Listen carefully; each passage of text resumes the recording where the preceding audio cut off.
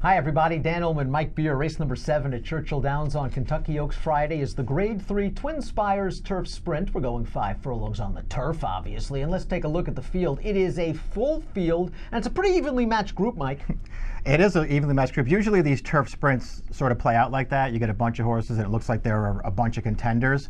I sort of felt like this one didn't come up with as strong a field as we usually get for these races, but there are still some good horses. Let's begin with the number 9, Bucero, who won the Grade 2 Woodford last fall at Keeneland, was only beaten a length in the Breeders' Cup Turf Sprint, and will now be making his 3rd start of the form cycle after finishing ahead of 3 of these common foes in the Grade 2 Shakertown. I think that was a nice prep for this horse. He's very honest. Yeah, I thought he ran well in the Shakertown last time. I mean, obviously he was never going to beat that winner of that race. He was just super impressive, but this horse ran really well. He was clear second at the end. And I actually felt like he ran really well in his first start off the layoff as well, where he was sort of dueling that pace in front of Vision Perfect before settling for 3rd. This horse has run well in each of his 2 starts off the layoff.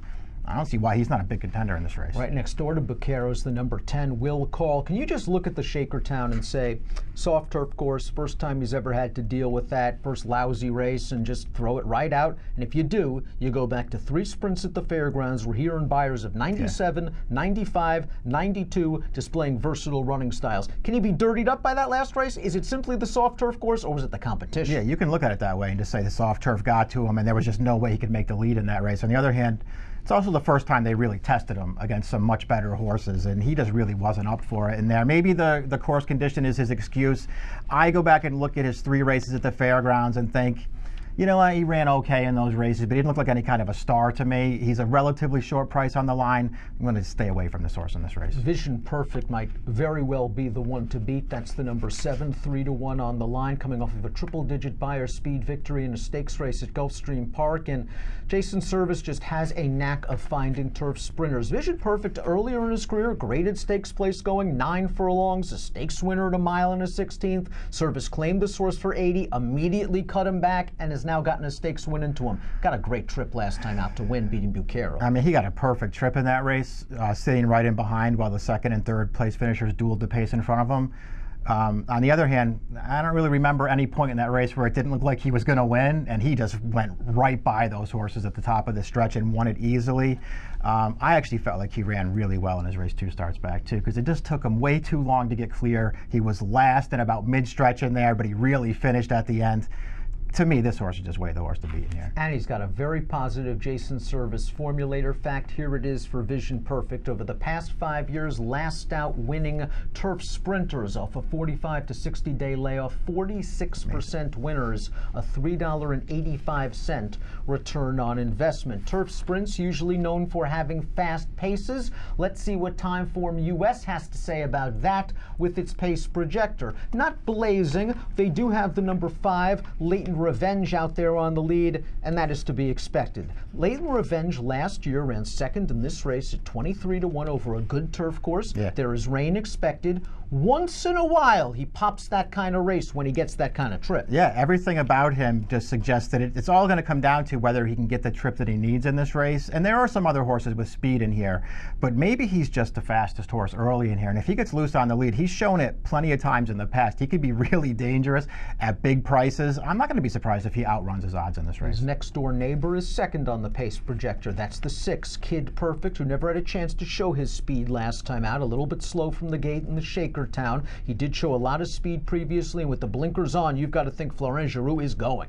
You have to think they're going to be sending him in this race. It feels like the only way that he has a chance to win. I don't know if I, really feel like he's as fast as Leighton Revenge early in this race. So we'll just see what he can do in here. To me, this horse almost has to run the race of his life to win. Restless Ramber is an underrated speed who has gotten really good on turf recently for trainer Bernie Flint. This horse got loose last time out, but ran fast to do so and was holding on to win, and that's been his MO. He's a win machine. He's won 13 of 23, and the 5th place finisher of that race came back to win a 2X at Keeneland with an 88 Buyer Beyer speed figure. Is he fast enough to challenge those other two? I think James Graham's going to see if he is. Yeah, I think he is too. I mean, how can they try anything different with him? Look at that's an amazing string of really competitive races this horse has run. I mean, he's right there every time. They're going to step him way up in class for this. Formulator fact for a Wesley Ward trained runner, the #1 Delectation. This horse is a multiple Group 3 winner in Germany, a Group 3 winner sprinting as a younger horse in England. This horse made her North American debut in the First Lady. And if you remember that First Lady, A, it was a salty bunch of Grade 1 horses. B, it was a race where there was no pace. And you could tell Delectation did not like that. At the back of the pack, shaking her head around saying, where's the pace for me?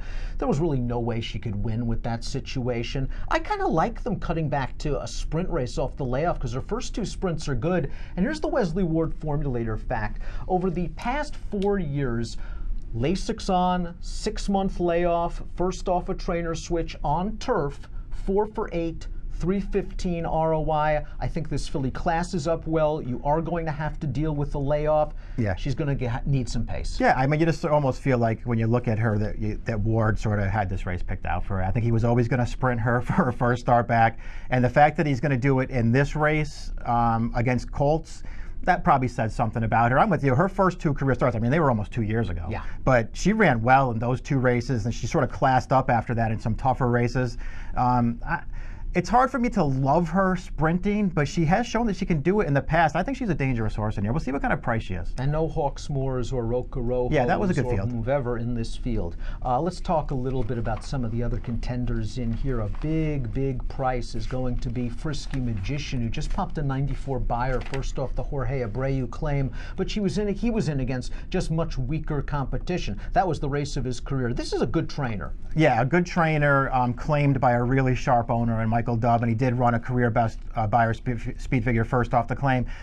He got a good trip in that race, and he just chased the eventual winner, Oak Bluffs, all through the stretch. Couldn't quite get him, but he really tried to do it. He has to improve again to win this. Sonic Boom is a stakes winner at a mile with winning experience at Churchill Downs. Last time out was his first start off of a layoff, and he was compromised, I think, by a slow pace. The runner-up came back to win with an 89 Beyer speed figure at Gulfstream. Even though you can argue he was compromised by a slow pace, I'm not sure the short turf sprints is really what he wants, and his last 2 races haven't been very inspiring. Yeah, no, I sort of like that they went 5 furlongs off the layoff with him, if only to just sort of sharpen him up a little bit. He just got outrun in that race. The horse that won that race, Pocket Change, is lightly raced for service. He's actually pretty good. He's probably got stakes in his future. So we'll see if maybe second off the layoff he'll be a little sharper. He won't get totally outrun in this race. He's actually a pretty good turf horse.